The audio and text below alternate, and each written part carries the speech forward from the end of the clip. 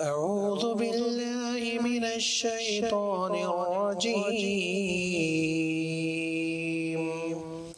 بسم الله الرحمن الرحيم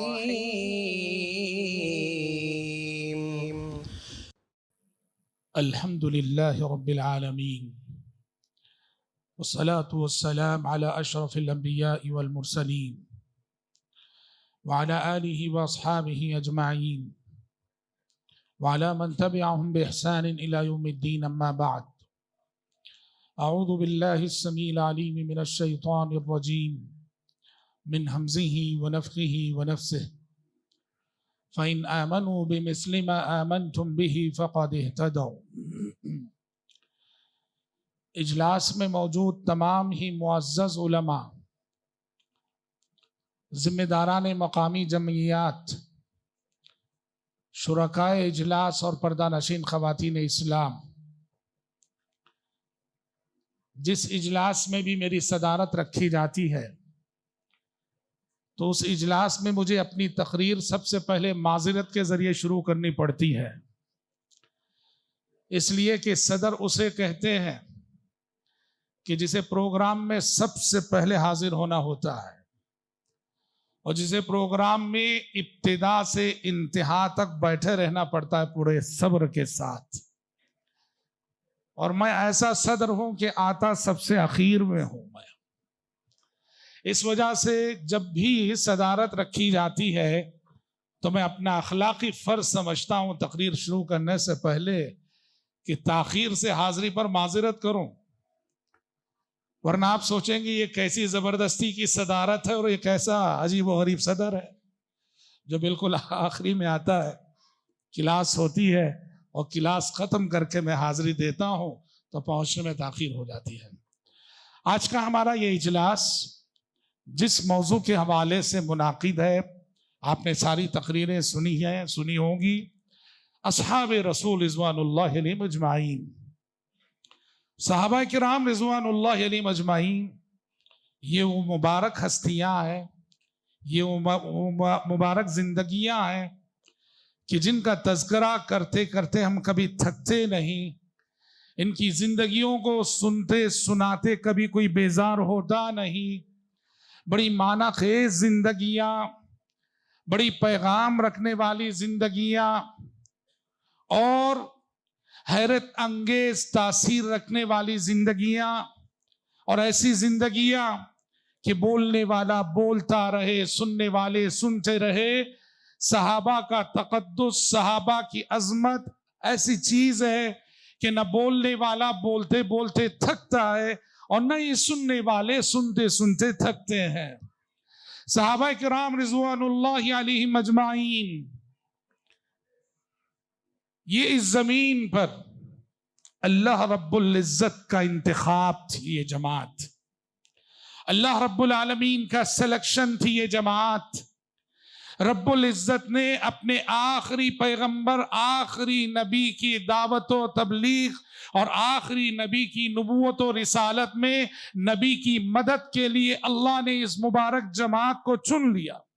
ذرا سوچئے کہ اپنے سب سے افضل پیغمبر، سب سے افضل نبی، سب سے افضل رسول کی مدد کے لیے اللہ نے جن لوگوں کا سلیکشن کیا ہے، کیا اس میں کوئی شک ہو سکتا ہے کہ یہ لوگ جو اللہ کا سلیکشن ہے اپنے آخری نبی کی مدد کے لیے، یہ پوری بنی نوع انسانیت کی تاریخ کی سب سے افضل ترین نسل ہے، سب سے بہترین نسل ہے، اور ہمارا ایمان ہم سے یہ کہتا ہے کہ ان سے بہتر لوگ اس نیلے آسمان نے نہ ان سے پہلے دیکھے اور نہ ہی قیامت تک دیکھے گا۔ یہ اللہ رب العالمین کا سلیکشن تھی یہ جماعت، اللہ نے چن لیا اور چن کر پیارے نبی صلی اللہ علیہ وسلم کی مدد کے لیے انہیں کھڑا کیا، اور جس مشن کے لیے اللہ نے ان کا انتخاب کیا، ان کی زندگیوں کو پڑھیے، طبقہ صحابہ کے بچے بچے کی زندگی بتائے گی کہ ان میں سے ایک ایک فرد نے نبی کی ذات سے بھی محبت کی، نبی کے مشن سے بھی محبت کی۔ پیارے نبی صلی اللہ علیہ وسلم کی لائے ہوئے پیغام کو اور آپ کے لائے ہوئے دین کو دنیا میں پھیلانا ان کا مقصد زندگی تھا، اور ان کی زندگیاں وقت تھی اس کے لیے۔ اسی لیے رب العزت نے قرآن مجید کے اندر اپنے نبی کے ان جلیل القدر صحابہ کو بڑے اعزازات سے نوازا ہے، اور سب سے بڑا اعزاز کیا ہے جانتے ہیں؟ سب سے بڑا اعزاز رضی اللہ عنہم ورضوا عنہ۔ یہ اللہ کے کلام میں خود اللہ رب العزت کہے رضی اللہ عنہم کہ میرے نبی کے جتنے صحابہ ہیں میں ان سے راضی ہوں۔ کیا مطلب ہے جانتے ہیں رضی اللہ عنہم کا؟ شیخ الاسلام ابن تیمیہ رحمت اللہ علیہ نے اس آیت کی روشنی میں ایک بات کہی، وہ لوگ جو اپنی نادانی کی وجہ سے، اپنی کم علمی کی وجہ سے صحابہ پہ جرح کرتے ہیں، صحابہ پہ تنقید کرتے ہیں، صحابہ کی غلطیوں کو گناتے ہیں، اس سے انکار نہیں، صحابہ بھی بشر تھے صحیح، لیکن بشر تھے، ان سے بھی کبھی کبھار گناہ ہو جایا کرتے تھے، کبھی کبھار خطائیں ہو جایا کرتی تھی، لیکن ان کی قربانیاں اتنی عظیم ہیں کہ ان کی قربانیوں کے مقابلے میں ان کی یہ چند خطائیں اور لغزشیں کوئی معنی نہیں رکھتی۔ شیخ الاسلام ابن تیمیہ نے کہا اللہ جب یہ کہتا ہے قرآن میں رضی اللہ عنہم کہ میں اپنے نبی کے تمام صحابہ سے راضی ہو گیا، کیا مطلب ہے جانتے ہیں؟ اللہ اس آیت میں اس بات کی ضمانت دے رہا ہے کہ ان نبی کے صحابہ سے آگے چل کر جو غلطیاں ہونے والی ہیں وہ سب اللہ نے معاف کر دی۔ اللہ کو معلوم ہے نا، اللہ نے جب یہ کہا میں میرے نبی کے صحابہ سے راضی ہوں، اللہ کو معلوم ہے کہ بعد میں جنگ جمل بھی ہونے والی ہے، اللہ کو معلوم ہے بعد میں جنگ صفین بھی ہونے والی ہے، اللہ کو معلوم ہے کہ صحابہ میں خود آپس میں اختلافات ہونے والے ہیں، کچھ خطائیں ہوں، سب کچھ اللہ کو معلوم ہے، اور معلوم رہ کر رب العزت جب یہ کہتا ہے رضی اللہ عنہم، اللہ ان سے راضی ہو گیا، میں میرے نبی کے ان صحابہ سے راضی ہوں، تو مطلب یہ کہ اس آیت میں اللہ نے اس بات کی ضمانت دے دی کہ میرے نبی کے صحابہ سے جو بھی غلطیاں ہوگی وہ معفو عنہ ہے، ان پر کوئی پکڑ نہیں، کوئی پوچھ نہیں، کوئی سوال نہیں۔ رضی اللہ عنہم یہ معنی اپنے اندر رکھتا ہے۔ اسی لیے آپ نے گزشتہ تقریروں میں بات سنی ہوگی کہ کبھی بھی ہوشیار اہل تشیع کے فتنے میں مبتلا ہو کر یا موجودہ دور میں جو آزادی اظہار رائے کے نام پر صحابہ کرام رضوان اللہ علیہم اجمعین کی بعض لغزشوں کو موضوع بحث بنانا اور اس پہ گفتگو کرنا، یہ سب کسی انسان کے لیے زیب نہیں دیتا۔ اللہ رب العزت نے دوسرا بڑا اعزاز اور دوسرا بڑا انعام اس جماعت کو جو عطا کیا قرآن میں وہ یہ ہے کہ اللہ نے صحابہ کو، صحابہ کے ایمان کو، صحابہ کے طرز عمل کو رہتی دنیا تک کے لیے معیار قرار دیا ہے۔ حق کا معیار کیا ہے، حق و باطل کی پہچان کیا ہے، اتباع سنت کیسے ہوتی ہے، دین پہ کیسا چلا جاتا ہے، قرآن کو کیسے سمجھا جاتا ہے، نبی سے محبت کیسے ہوتی ہے، نبی کی پیروی کیسے کی جانی چاہیے، ان سارے معاملات میں اللہ قرآن نے کہا اگر کوئی معیار جاننا چاہتے ہو، کوئی کسوٹی جاننا چاہتے ہو، کوئی پیمانہ جاننا چاہتے ہو تو وہ میرے نبی کے صحابہ ہیں۔ فَإِنْ آمَنُوا بِمِثْلِ مَا آمَنْتُمْ بِهِ فَقَدْ اهْتَدَوْا، اگر یہ لوگ ویسے ایمان لائے جیسے اے میرے نبی کے صحابہ تم ایمان لائے ہو تو تب یہ ہدایت یافتہ ہیں۔ اللہ نے ان کو معیار قرار دیا۔ قیامت کی صبح تک آنے والے انسانوں میں کون حق پر ہے، کون باطل ہے، کون سچا ہے، کون جھوٹا ہے، کون امانت دار ہے، کون خائن ہے، کس کا عقیدہ صحیح ہے، کس کا عقیدہ غلط ہے، دین کا کون سا تصور صحیح ہے، دین کا کون سا تصور غلط ہے، یہ سب کچھ جانچنے کا پیمانہ نبی کے صحابہ ہے۔ فَإِنْ آمَنُوا بِمِثْلِ مَا آمَنْتُمْ بِهِ فَقَدْ اهْتَدَوْا۔ اور آپ جانتے ہیں یہ وہ جماعت ہے، یہ وہ طبقہ ہے جس جماعت اور جس طبقے کا ایک ایک فرد اللہ کے نزدیک کیا قیمت رکھتا تھا. ہاں، قیامت کے بعد، قیامت سے قبل آنے والی نسلوں کے سلسلے میں حدیثوں میں کہا گیا غصہ ان کا غصہ السیل. قیامت سے پہلے جو مسلمان رہیں گے اتنے کم حیثیت، اتنے بے معنی، اتنے کم قیمت کہ غصہ ان کا غصہ السیل.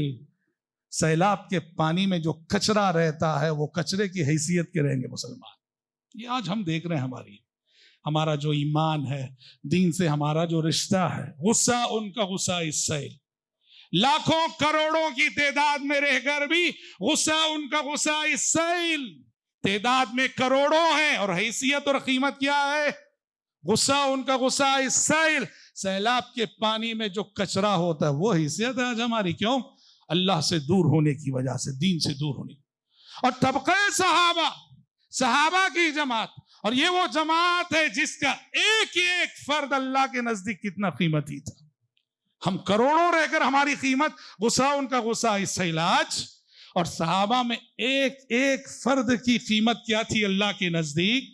واقعات جو کتب حدیث میں آئے ہیں، سنتے سناتے ہم بار بار. حضرت انس بن نضر رضی اللہ عنہ کا واقعہ شاید ہم نے اس سے پہلے بھی سنایا ہے. انس بن نضر یعنی ایک صحابی کی قیمت اللہ کے پاس، اپنے نبی سے محبت کرنے والا صحابی اللہ کے نزدیک کیا قیمت رکھتا تھا. انس بن نضر، ایک ہے انس بن مالک رضی اللہ، اور ہے انس بن نضر رضی اللہ عنہ. ان کی بہن تھی یا پھوپھی تھی جن کا نام تھا ربیع. تو ان کی بہن کا جھگڑا ہو گیا ایک دوسری عورت کے ساتھ، اور لڑائی کے دوران ان کی بہن ربیع نے اس سامنے والی عورت کو گھونسا مارا. نتیجے میں اس سامنے والی عورت کا دان ٹوٹ گیا. مظلوم عورت کے رشتہ دار اس مظلوم عورت کو لے کر پیارے نبی کی خدمت میں حاضر ہوئے. کہا اللہ کے نبی، انس بن نضر کی بہن ربیع نے دیکھی ہماری فلاں خاتون کا دان توڑا ہے. اسلام میں قانون کیا ہے؟ کوئی ناحق کسی کا دان توڑتا ہے تو بدلے میں اس کا بھی دان توڑا جائے. اور اگر آدھا معاف کرتے ہیں آپ، آدھی معافی کی شکل یہ ہے کہ اس دان کے بدلے میں دان توڑنے کے بجائے 5 اونٹ کی دیت قبول کر لیں. 5 اونٹ ملیں گے آپ کو ایک دان کے بدلے میں. انسان کتنا قیمتی ہے اسلام کے نزدیک، انسان کتنا قیمتی ہے. ایک دان کی قیمت 5 اونٹ. بہرحال مظلوم عورت اور اس کے رشتہ دار پیارے نبی کی خدمت میں حاضر ہوئے اور کہا کہ انس بن نضر کی بہن ربیع نے دان توڑا ہے، ہمیں قصاص چاہیے، بدلہ چاہیے. پیارے نبی صلی اللہ علیہ وسلم نے بلایا، حضرت انس کو بلایا، کہا کہ تمہاری بہن ربیع کی شکایت لے کے یہ لوگ آئے ہیں کہ انہوں نے تمہاری بہن نے دان توڑا ہے اور یہ لوگ بدلہ چاہتے ہیں. انس بدلہ چاہتے ہیں.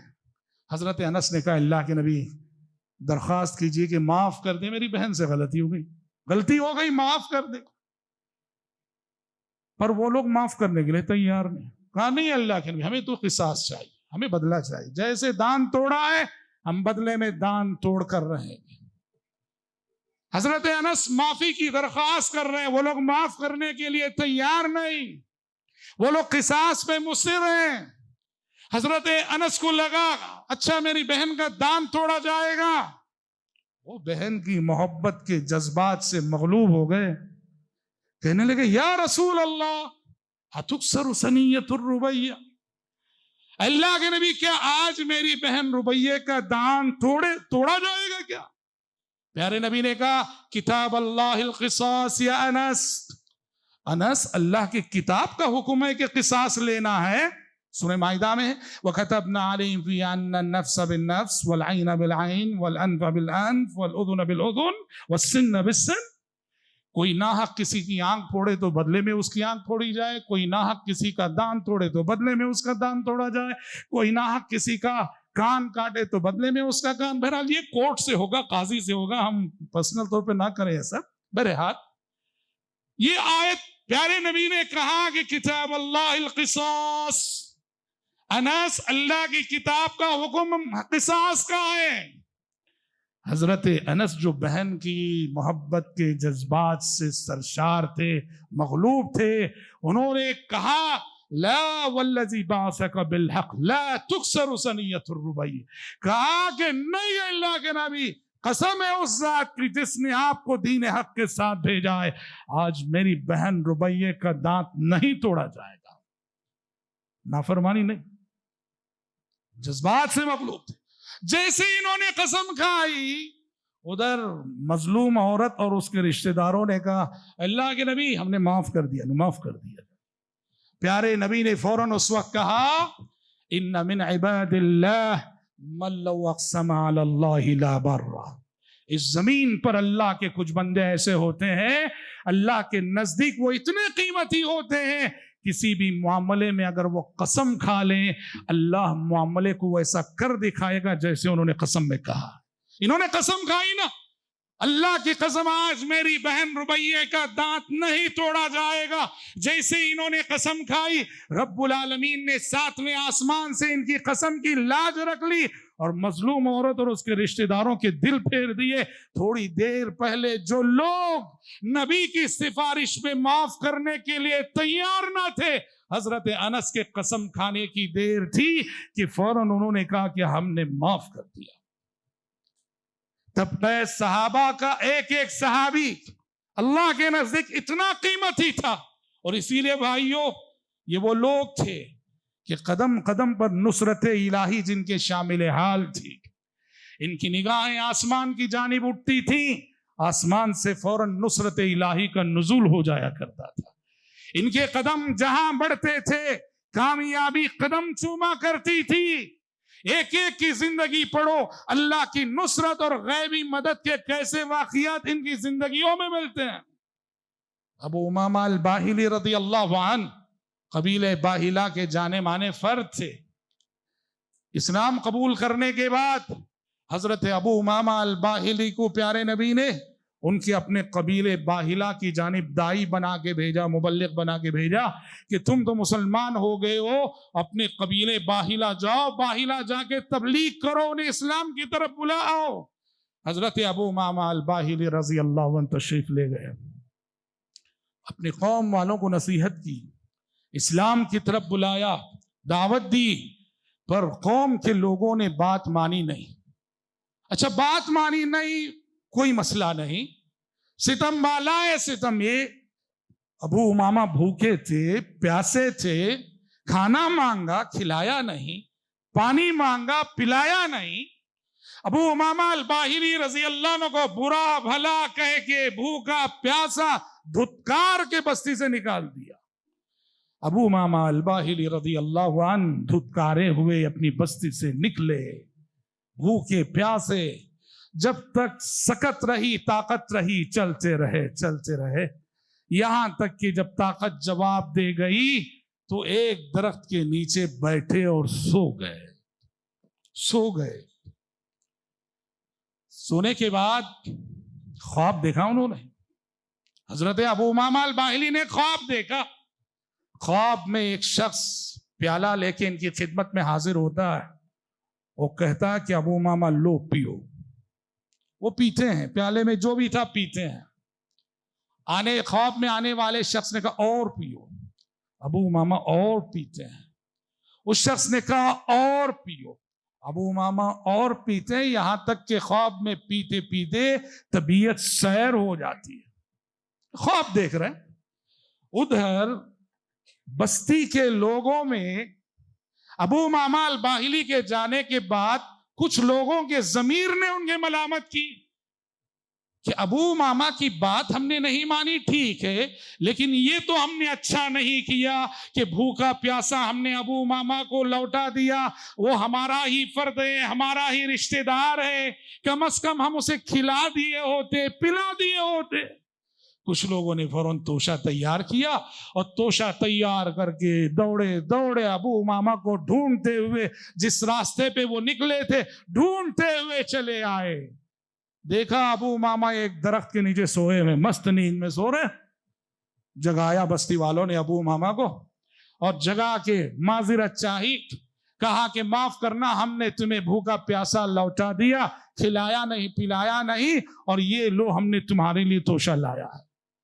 ابو امامہ فرماتے ہیں رضی اللہ عنہ، جب میں جاگا، وہ جو خواب میں مجھے پلایا گیا تھا نا، میری ساری بھوک مٹ چکی تھی، میری ساری پیاس مٹ چکی تھی، میں ایسا تھا جیسے ابھی ابھی کوئی شخص پیٹ بھر کے کھایا پیا ہو۔ میں نے ان سے کہا تمہارا توشہ تمہیں مبارک، لے جاؤ، اطعمنی ربی وسقانی، میرے رب نے مجھے کھلا دیا، میرے رب نے مجھے پلا دیا۔ ظاہر بات ہے اللہ کا قانون ہے، ان تنصروا اللہ ینصرکم، جو اس کے دین کے مددگار ہوں گے وہ جب بھی مدد کے محتاج ہوں گے اللہ کی مدد ان کے شامل حال ہوگی۔ حضرات، صحابہ کی عظمت ایسی چیز ہے کہ انسان تو انسان، جمادات اس عظمت کو تسلیم کرتے تھے اور اس عظمت کے آگے جمادات جھک جایا کرتے تھے۔ وہ جو مشہور حدیث آپ سنتے ہیں، کتنی بڑی بات ہے، جب پیارے نبی صلی اللہ علیہ وسلم اپنے 3 جلیل القدر صحابہ ابو بکر، عمر، عثمان رضی اللہ عنہم اجمعین کے ساتھ آپ احد پہاڑ پہ جب چڑھتے ہیں، احد پہاڑ حرکت کرنے لگتا ہے۔ پہاڑ حرکت کرے، کیا چیز ہے یہ؟ احد پہاڑ جھوم اٹھا۔ آج نبی اس کے ماتھے پر ہے، نبی کے یار غیر ابو بکر صدیق اس کے ماتھے پر ہے، عمر فاروق اس کے ماتھے پر ہے، داماد رسول عثمان غنی اس کے ماتھے پر ہے۔ احد پہاڑ جھوم اٹھا اور اس کی یہ خوشی اس حرکت کی شکل میں ظاہر ہوئی جس حرکت کو پیارے نبی نے بھی محسوس کیا، تینوں صحابہ نے بھی محسوس کیا۔ آپ نے اپنے پیر سے مار کے کہا احد پہاڑ پہ، اثبت احد فانما علیک نبی و صدیق و شہیدان، اے احد پہاڑ خاموش رہے، خاموش رہے، آج تیرے ماتھے پر ایک نبی ہے، ایک صدیق ہے اور 2 شہید ہیں۔ پیشن گوئی تھی کہ میرے ساتھ جو 3 ہیں اس میں سے ان میں سے 2 آگے چل کے شہید ہوئے، پیشن گوئی تھی۔ جمادات، پتھر، صحابہ کی عظمت اور صحابہ کی محبت ایسی چیز ہے جو پتھروں میں بھی داخل ہو گئی، تو پھر کیا وہ دل کہلائے گا جس دل میں ابو بکر کی محبت نہ ہو؟ وہ دل کہلانے کا حق رکھتا ہے جس دل میں عمر فاروق اور عثمان غنی اور علی مرتضیٰ کی محبت نہ ہو رضی اللہ عنہ اجمعین۔ پتھر جب محبت کر رہا ہے، پتھر جب پگھل رہا ہے اور پتھر جب اپنے دل میں انہیں جگہ دے رہا ہے تو پھر انسان، بڑے عظیم لوگ تھے، بڑے عظیم اخلاق تھے، بڑے عظیم کردار تھے ان کے۔ آج ہمیں اپنی عملی زندگی میں ان صحابہ کو اسوہ بنا کر، نمونہ بنا کر زندگی گزارنا ہے۔ ہر شعبہ حیات میں جیسے پیارے نبی کی حیات طیبہ سے روشنی ملتی ہے، ویسے ہی نبی کے صحابہ سے ہر قدم روشنی ملتی ہے۔ خصوصاً ہم غیر مسلم میجورٹی کے درمیان رہتے ہیں، کیسے ہمارا سلوک غیر مسلم میجورٹی کے درمیان جب رہتے ہیں، ہمارا رویہ کیسا ہونا چاہیے، ہمارا سلوک کیسا ہونا چاہیے، اپنے اخلاق کا اثر کیسے ان میں ڈالنا چاہیے۔ اس حیثیت سے بھی آپ دیکھیے صحابہ کی زندگیاں۔ عبداللہ بن رواحہ رضی اللہ عنہ ماہر خراس تھے۔ خراس کسے بولتے ہیں؟ بغیچے میں فصل اگتی ہے نا، تو کچھ لوگوں کو اللہ یہ مہارت دیتا ہے کہ صرف بغیچے میں گھوم کر وہ اندازہ کرتے ہیں کہ اتنے کنٹال فصل ہوگی، اتنے ٹن فصل ہوگی۔ حضرت عبداللہ بن رواحہ رضی اللہ عنہ طبقہ صحابہ میں ماہر خراس تھے۔ وہ کسی بھی کھجور کے بغیچے میں داخل ہوتے، ایک مرتبہ گھوم کے بتا دیتے کہ اس بغیچے میں جو کھجور لٹک رہے ہیں درختوں پہ، ان کی مقدار اتنی، بہت کریکٹ وہ جو ہے اندازہ لگاتے تھے، تخمینہ لگاتے تھے۔ آپ کو معلوم ہے یہودیوں نے شرارت کی مدینے میں پیارے نبی نے انہیں جلا وطن کیا خیبر، بعد میں جنگ خیبر ہوئی اور جنگ خیبر میں صلح ہوئی۔ صلح اس بات پہ ہوئی کہ خیبر کی جو زمین ہے وہاں جو یہودی ہیں وہ محنت کریں گے، کاشتکاری کریں گے، اور جب بھی فصل آئے گی اس کا کچھ حصہ مسلمانوں کے لیے، کچھ حصہ یہود کے لیے۔ تو ہر فصل کے موقع پر پیارے نبی عبداللہ بن رواحہ کو بھیجتے تھے کہ جاؤ دیکھ آؤ کہ پیداوار کتنی ہے، فصل کتنی ہے، یہودیوں کا حق کتنا ہے، ہمارا حق کتنا ہے۔ عبداللہ بن رواحہ رضی اللہ عنہ گئے ایک مرتبہ اور پورے خیبر میں کے بغیچوں میں گھومے اور گھوم کر انہوں نے تخمینہ اندازہ لگایا کہ اس سال کی پیداوار کھجوروں کی اتنی ہے. اندازہ لگایا انہوں نے, اور اندازہ لگانے کے بعد انہوں نے یہودیوں سے کہا, خیبر والوں سے, اے یہودیوں, میرے دل میں تم سے سخت نفرت ہے, میں تم سے سخت بغض رکھتا ہوں. ظاہر بات ہے مدینے میں رہ کے بہت ستایا تھا انہوں نے, یہودیوں نے شرارتیں کی تھی. اس بنیاد پہ کہا ہے یہودیوں, تم سے میرے دل, تمہارے تعلق سے میرے دل میں شدید بغض ہے, شدید نفرت ہے, لیکن اس بغض اور نفرت کے باوجود میں تمہاری شان میں حق تلفی نہیں کروں گا, تمہارے ساتھ ناانصافی نہیں کروں گا. لو پیداوار اتنی ہے, تمہارا حق اتنا بنتا ہے, ہمارا حق اتنا بنتا ہے. اتنا کریکٹ حساب تھا اور اتنے انصاف سے انہوں نے یہودیوں کو دیا کہ یہودیوں نے حضرت عبداللہ بن رواحہ کے انصاف سے متاثر ہو کے کہا, بِهَذَا الْعَدْلِ قَامَتِ السَّمَاوَاتُ وَالْأَرْضِ, کہا کہ عبداللہ بن رواحہ تم جیسے لوگ زمین پر زندہ ہیں, اسی لیے زمین آسمان قائم ہے. تم جیسے انصاف پسند لوگ زمین پہ زندہ ہیں تو زمین آسمان قائم ہے. بِهَذَا الْعَدْلِ قَامَتْ, کون گواہی دے رہا ہے؟ دشمن گواہی دے رہا ہے, یہودی گواہی دے رہا ہے. آج میرے حق میں میرے اپنے گواہی دیں گے؟ ہیں ایسے ہمارے معاملات؟ ہمارے اپنے گواہی دیں گے کیا؟ دشمن گواہی دے رہا. یہ عدل ہے, یہ شان ہے, یہ انصاف ہے ایسا کہ اسی وجہ سے تم جیسے انصاف پسند لوگ زمین پر ہیں تو زمین و آسمان کا نظام قائم ہے. یہ اخلاق صحابہ کی زندگیاں سکھاتی ہے. عبداللہ بن عمرو بن العاص رضی اللہ عنہما, ان کے گھر بکری ذبح ہوئی, گھر میں داخل ہوئے, گھر والوں سے پوچھا, اہدیتم لجاری الیہودی, گھر میں بکری ذبح ہوئی ہے, اس کا گوشت ہمارا پڑوسی جو یہودی ہے اس کو ہدیے میں بھیجا کہ نہیں؟ فوراً بھیجو. یہ اخلاق ہے صحابہ کی زندگیاں سکھاتی ہیں ہمیں اپنے اخلاق, کیونکہ پڑوس کی جو اہمیت حدیثوں میں آئی ہے, مسلم غیر مسلم کی کوئی تفریق نہیں, ہر پڑوسی حسن سلوک اور حسن اخلاق کا حق رکھتا ہے. تو حضرت عبداللہ بن عمرو بن العاص نے یہودی پڑوسی کے بارے میں کہا کہ اس کو یہ جو بکری ذبح ہوئی اس کا گوشت ہدیے میں بھیجو. حضرات, جیسا ہم نے کہا, یہ بہت عظیم زندگیاں ہیں, یہ بہت عظیم زندگیاں, بہت مثالی زندگیاں ہیں, بہت بڑی زندگیاں ہیں. آپ اس اجلاس سے بہت سارے سبق لے کے جا رہے ہوں گے, اور ایک عہد یہاں سے ایک سبق یہ بھی لے کے جائیے کہ اپنی زندگی میں صحابہ کی لائف ہسٹری کو ضرور پڑھنا. پیارے نبی کی لائف ہسٹری بہت سارے مسلمان پڑھتے ہیں لیکن وہیں تک رک جاتے ہیں. خلفائے راشدین کی لائف ہسٹری, صحابہ کی لائف ہسٹری, یہ ضرور پڑھنا, اسے زندگی کا مشغلہ بنانا. کیونکہ آج بہت بڑا پرابلم یہ ہے کہ آج دنیا ایسے لوگوں کو آئیڈیل بنا کے پیش کر رہی ہمارے سامنے جو کیریکٹر لیس لوگ ہیں.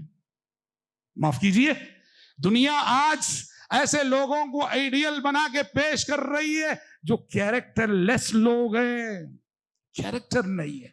انسان کیریکٹر سے انسان بنتا ہے, اخلاق سے انسان بنتا ہے, کردار سے انسان بنتا ہے, اور ساری چیزوں سے انسان. کوئی حسین و جمیل ہے اس لیے اس کو آئیڈیل بنا دو کہ بڑا خوبصورت لگتا ہے. دل کا کالا اور چمڑی کا گورا, ایسے انسان کی قیمت دل سے ہے, چہرے سے نہیں, سیرت سے ہے, صورت سے نہیں. اور جس دور میں ہم جی رہے ہیں یہ صورتوں کا دور ہے, سیرتوں کا نہیں. کیریکٹر لیس لوگ ان کو آئیڈیل بنا کے دنیا پیش کر رہی ہے. اسی لیے ہر جگہ دیکھو قتل و غارت گری, خون خرابہ, چوریاں, ڈکیتی, خودکشیاں, کیا کیا ہو رہا ہے اس زمین پر. کون سی گلی, کون سی بستی ان حادثات سے بچی ہے. اسی لیے آئیڈیل بناؤ, ان لوگوں کو بناؤ جن کا اخلاق بولتا ہو, جن کا کردار بولتا ہو, اور جن کا کیریکٹر بولتا ہو. اور اخلاق, کردار اور کیریکٹر کے اعتبار سے اگر دیکھو نا, اس زمین پر جب سے انسان آباد ہیں, انبیاء و رسول کے بعد نبی کریم صلی اللہ علیہ وسلم کے صحابہ سے بڑھ کر کیریکٹر والی نسل، اخلاق والی نسل اور کردار والی نسل آپ کو دیکھنے کو نہیں ملے گی۔ اس لیے ہم سب پر ضروری ہے کہ ہم ان کی زندگیوں کو پڑھیں، ان سے محبت کریں، اس لیے کہ صحابہ سے محبت کے بغیر نبی سے محبت کے تقاضے پورے نہیں ہو سکتے۔ نبی سے سچی محبت صحابہ کی محبت کی دعوت دیتی ہے۔ جسے نبی سے محبت ہوگی وہ نبی کے صحابہ سے بھی سچی محبت کرے گا، اور اسی محبت کا پیغام دینے کے لیے آج کا یہ اجلاس منعقد کیا گیا تھا۔ دعا ہے رب العزت سے پروردگار عالم مجھ کہنے والے کو، آپ سبھی سننے والوں کو، تمام ہی شرکاء اجلاس کو اصحاب رسول سے سچی محبت کرنے کی توفیق عطا فرمائے، سچی وفاداری کا عہد ان سے نبھانے کی توفیق عطا فرمائے، اور صحابہ کو لے کر جو گمراہیاں امت میں پائی جاتی ہیں، جو غلط عقیدے پائے جاتے ہیں، اللہ ان گمراہیوں اور غلط عقیدوں سے ہم سب کی حفاظت فرمائے۔ اللہم آمین، وصلی اللہ وسلم علی خیر خلقہ محمد وآلہ وصحبہ اجمعین۔ السلام علیکم ورحمۃ اللہ وبرکاتہ۔